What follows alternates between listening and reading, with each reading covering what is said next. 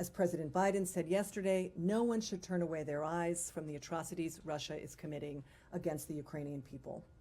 The United States, together with the international community, is committed to holding those responsible, both the direct perpetrators and the architects of violence, to account, no matter how long this might take. This includes supporting existing pathways to accountability in Ukrainian courts, in the International Criminal Court, in the International Court of Justice, and in courts around the world once they establish jurisdiction over individuals accused of committing international crimes in Ukraine. This is a new Nuremberg moment, and the world must remain united in support of justice. So with that, I'm very pleased to take any questions. Hi, thanks for doing this. So I think, I have to go back and look, but I think you explained my first question, which was the difference between this designation announced over the weekend and the prior one that Yes. the Secretary made about war crimes.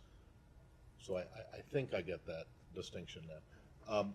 But my second question is, does this at all, this new determination, change the approach that the administration has had and does have and will have going forward in terms of collection of evidence and supporting prosecutions?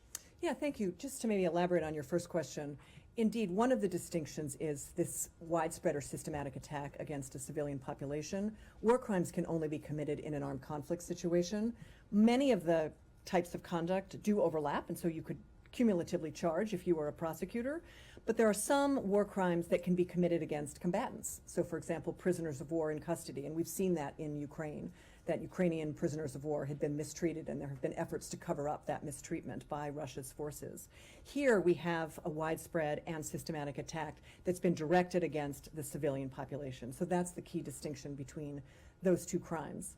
For your second question, it really doesn't change much about our approach. The Biden-Harris administration has been fully committed to hold Russia to account for its brutal war in Ukraine, and it has been doing that since the beginning, since a year ago, almost this week. And so in terms of support for accountability, exercises, et cetera, that all remains very strong. But this is the result of an investigation that we've done, and now we can say publicly that that determination is consistent with what we're seeing. Thanks.